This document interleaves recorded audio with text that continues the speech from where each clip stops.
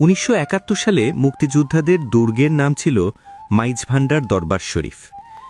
মুক্তিযুদ্ধের ইতিহাস বলতে গেলে আমরা সাধারণত রাজনীতি, সেক্টর কমান্ড আর সম্মুখ সমরের কথা বলি, কিন্তু এই যুদ্ধ কেবল অস্ত্রের ছিল না, এ ছিল পুরো জাতির একাত্ম হয়ে ওঠা।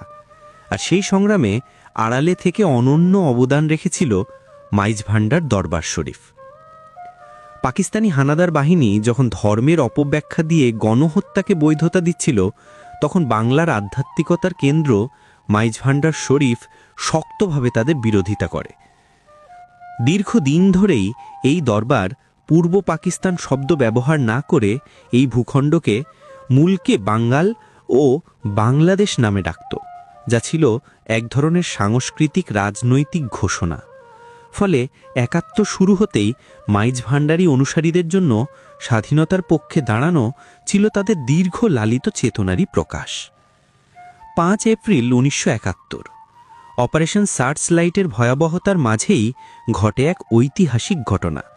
সেদিন ছিল গাউসুল আজম সৈয়দ গোলামুর রহমান বাবা ভান্ডারীর ওরস।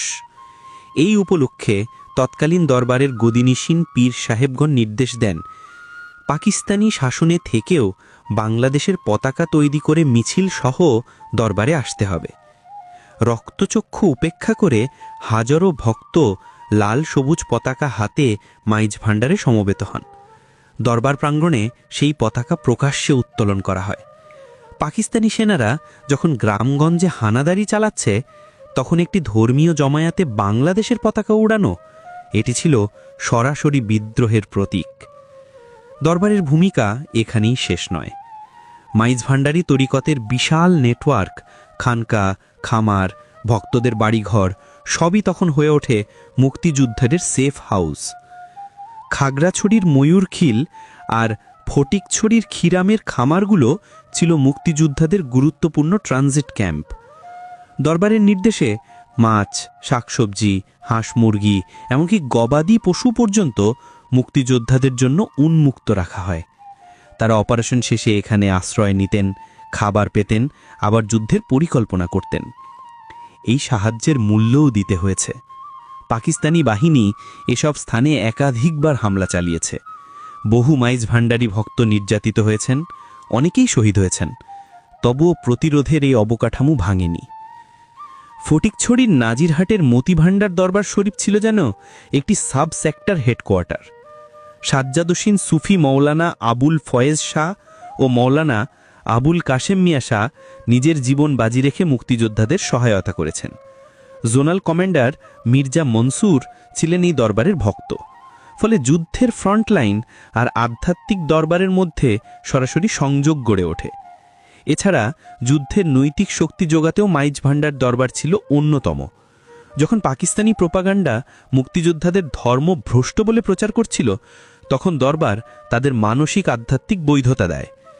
শাহেনশাহ হাজরাত সৈয়দ জিয়াউল হক মাইজভান্ডারীর সেই উক্তি, অধিকার কেউ দেয় না, কেড়ে নিতে হয়, যোদ্ধাদের মনে আগুন জ্বালিয়ে দিত।